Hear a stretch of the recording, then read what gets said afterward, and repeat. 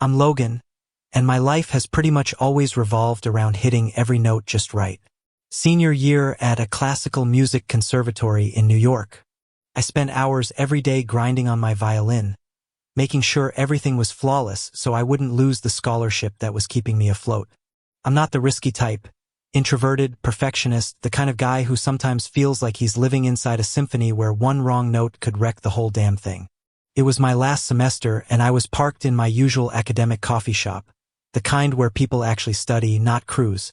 I was wrestling with the program for my graduation recital, sheet music scattered everywhere, when he walked in. Ryan. Architecture major, artfully messy hair, eyes that sparkled with this effortless free-spirited vibe, and a smile that suddenly made the whole world feel a little less heavy. He grabbed the table next to mine, ordered a latte, and before I knew it, we were talking about old Manhattan buildings. He was obsessed, and I only knew them from Baroque pieces. Nothing cinematic. No slow-motion eye contact or cheesy lines. We just clicked. He asked about my violin. I told him about the upcoming recital. He showed me sketches from his design project.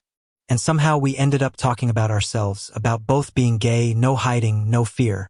Just two young, grown-ass guys who knew what we wanted. And we wanted each other. A few weeks later, we were officially dating. Nights strolling along the Hudson, hand in hand, laughing about our big future dreams. Ryan was the spontaneous one. He dragged me out of my shell, like pulling me to a gay bar in Chelsea to dance till closing, bodies pressed close under neon lights, sweat and breath mixing. I felt that pull from him, not just physical but the freedom he brought. But then the cracks started showing. My recital was looming, and I got sucked into practice mode. I canceled plans a couple times, blaming exhaustion, but really it was fear of not being perfect. I had to prove myself, had to nail it or risk losing everything. Ryan tried to play the perfect boyfriend, always supportive, always chill, always waiting. But I could see it in the late texts and forced smiles. He was hiding his own fears. He'd told me about his last breakup, how his ex bailed because he wasn't realistic enough. Now he was bending over backward to be the ideal guy to keep me, instead of letting his messy feelings out. One night, alone in the practice room with my violin on my shoulder and unfinished scores staring back at me, I got a text from Ryan. "You okay? Want me to come over?" I hesitated, then replied, "Tomorrow, busy tonight." Deep down, I knew we were heading toward a breaking point if we didn't watch it. Our love was beautiful, but the fractures were there. I never thought I'd be the guy who forgets a 3-month anniversary. But I did. That night, we were supposed to have dinner at this cute little Italian spot in the West Village. Ryan had booked it 2 weeks ahead, even said he'd wear that blue shirt I love because it makes his eyes pop. But I lost track of time in the practice room, repeating the Mendelssohn cadenza until my fingers burned and my brain went numb. When I finally checked the clock, it was 11 p.m. 7 missed calls and 1 text from Ryan. "It's cool, you must be swamped. Get some rest." No emoji, no smiley, just that. I bolted to his apartment, heart pounding. He opened the door in sweats, hair wet from the shower. That smile, the one I knew was fake because it didn't reach his eyes. "Thought you'd be asleep by now," he said lightly. "I'm sorry," I stammered. I totally lost track of time. "Let me make it up." "Seriously, it's fine," he cut in, heading to the kitchen. "Ate alone. There's leftover pizza if you want." I wanted to yell that I didn't want any damn pizza. I wanted him to be mad, to call me out so I could actually apologize.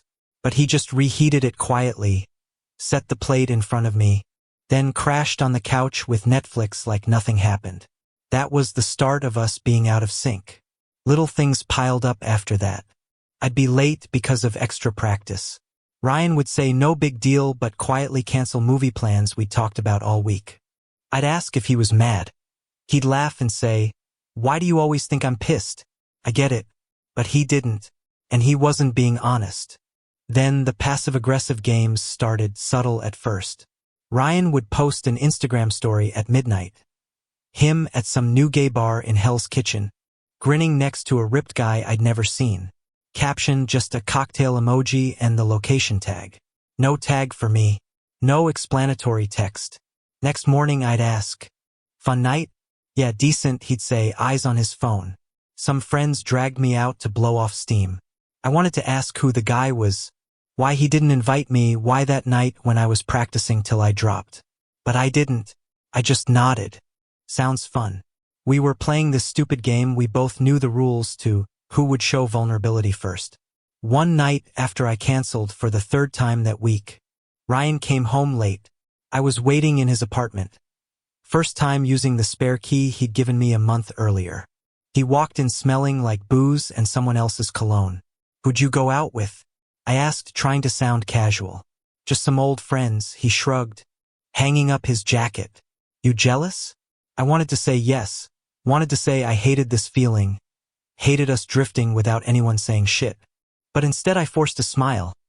"Nah, just curious." He looked at me for a long second, then brushed past and pecked my cheek.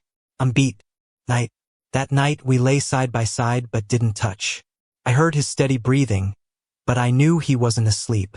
We were both pretending. The problem wasn't that we were two guys in love. It wasn't homophobia or family or society. We were just young, clumsy, and terrified of admitting we were hurting because it might mean getting left. Ryan was scared I'd get bored if he wasn't understanding enough. I was scared that admitting I needed him more than music would make me a burden. It all kicked off from one harmless Instagram story. I was in the library cramming theory when my phone buzzed. Ryan's story. Him beaming next to this tall, blonde, jacked guy with an arm slung way too casually around his shoulder. Caption: "Long time no see, buddy," and tagged at Alexander_Hale. I knew exactly who it was. Alexander Hale, Ryan's ex. 2 years back in early college. Ended when Alex got a study abroad scholarship in London and decided he needed space to grow. Ryan had told me casually, but I'd caught that flicker in his eyes. And now Alex was back in New York. They started texting more. Ryan didn't hide it. He told me, "Alex is back in town, just grabbing coffee to catch up." I nodded, fake smiled. "Sounds good. Go for it." But inside, that voice started whispering, "Alex is hotter than you. More confident. Doesn't lock himself in a practice room with that damn violin." I got jealous, not some dumb straight guy fear. Jealous because I felt boring. Alex was the gym bro, party guy, weekend hiking, check-in everywhere type. Me? Introverted scholarship kid stressing over recitals and whether I'm good enough. I started imagining Ryan comparing us and realizing he deserved someone more fun, more free. So I started controlling shit. At first it was casual questions. "Where you headed tonight? With who? What time you back?" Ryan answered, no complaints. Then I pushed further. Asked if he was texting Alex. Checked if he was online at 3 a.m. Once I even borrowed his phone to look up a song and scrolled through messages. Just normal chit-chat. But my chest still tightened. The air between us got thick. Ryan still smiled, still tried to be the perfect boyfriend, but I saw him pulling back. Shorter hugs, rushed kisses. When we'd sleep over, he'd turn away and pretend to pass out instantly. The breaking point hit on a cold November afternoon in the middle of campus. I just bombed a dress rehearsal. Strings out of tune, professor ripped me apart, so I was already at rock bottom. I spotted Ryan from across the quad, chatting with Alex under a blazing red maple. Alex laughed loud, clapped Ryan on the back, then pulled him into a tight hug before leaving. Ryan waved goodbye, turned, and saw me frozen a few yards away. "Done early?" he asked, all cheerful. I couldn't speak at first. Then it spilled out. "What the hell was that?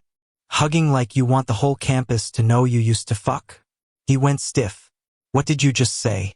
"You heard me." My voice cracked, almost yelling. "How many times have you met up with your ex? Texting every day? Think I'm blind?" People started staring. But I couldn't stop. "What do you want? Get back with Alex? Because he's more fun than me? Doesn't stress over some stupid notes? I know I'm not exciting enough." Ryan's eyes went red.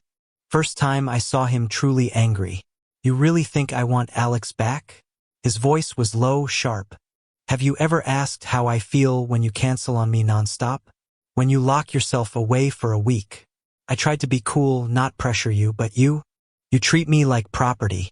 Because I'm terrified of losing you, I shouted, tears coming. Terrified you'll realize I'm not good enough. That you'll get sick of me like your ex did. He stepped back like I'd slapped him. That's your problem, Logan, he whispered. I'm not Alex. And you're not the one abandoning me. But if you keep backing me into a corner, you'll lose me for real. He walked away, leaving me crying in the cold wind while everyone stared. I just smashed the best thing I had. After the campus blowout, we didn't officially break up. We just stopped talking. No texts, no calls, no accidental coffee shop run-ins. 2 weeks of heavy silence, like an endless rest in a score neither of us dared to break.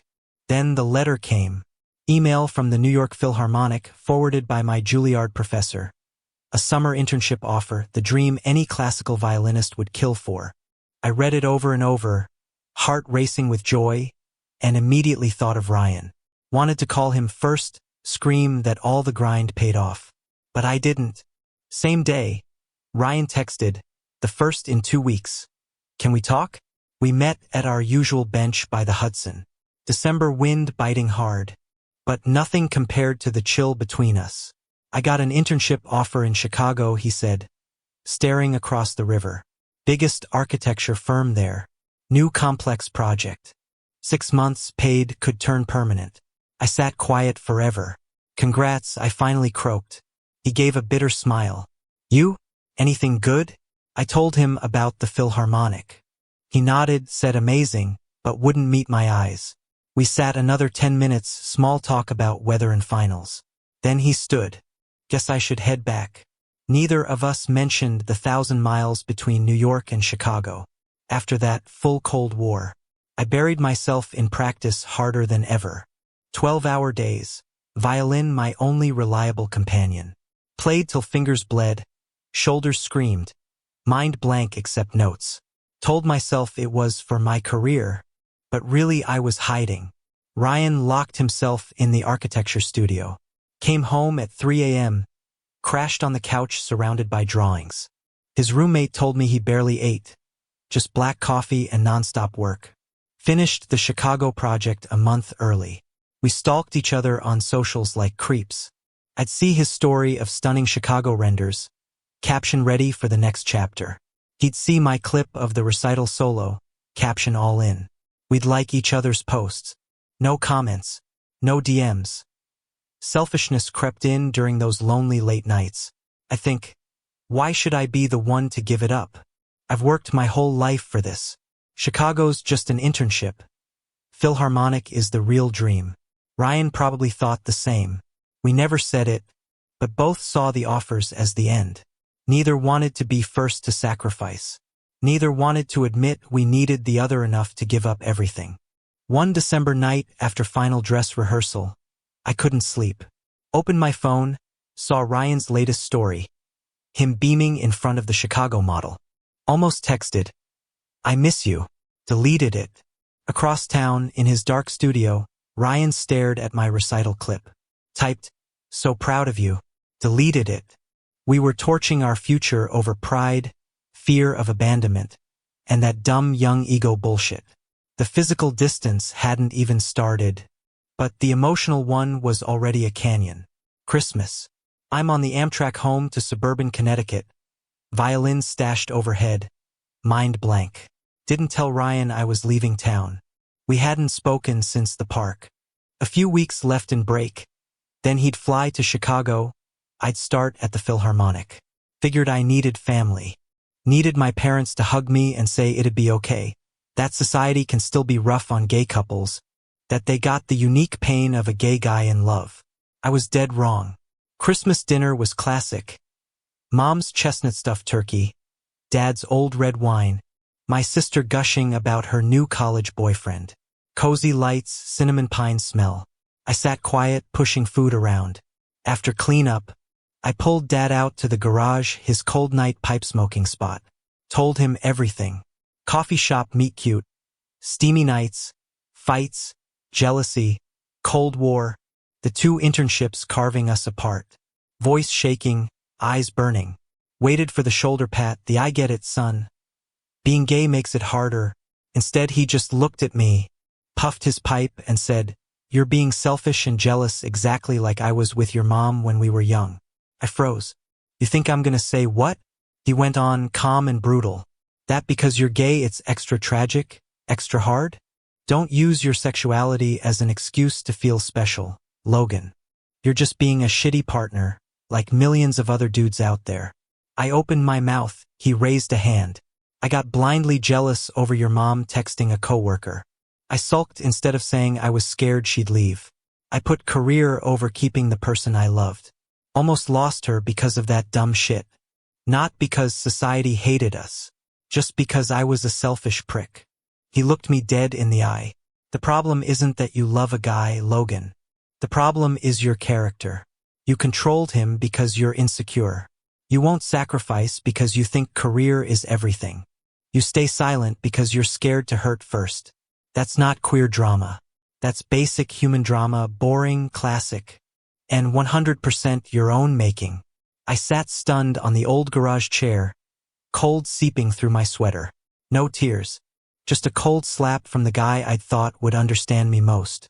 He stood, patted my shoulder. "If you want to fix it, don't wait for society or for him to come crawling back. Look at yourself. Otherwise keep wallowing, but don't blame it on being gay." He went inside, left me with pipe smoke and raw truth. I came back to New York right after Christmas, Dad's words echoing. Didn't text Ryan immediately. Needed time to swallow that slap. To admit I'd been an actual asshole, not because I love a guy, but because I treated the guy I love like garbage. End of semester architecture show happened on a freezing January night. Knew Ryan would exhibit his Chicago project, the huge model he'd poured his soul into during our Cold War.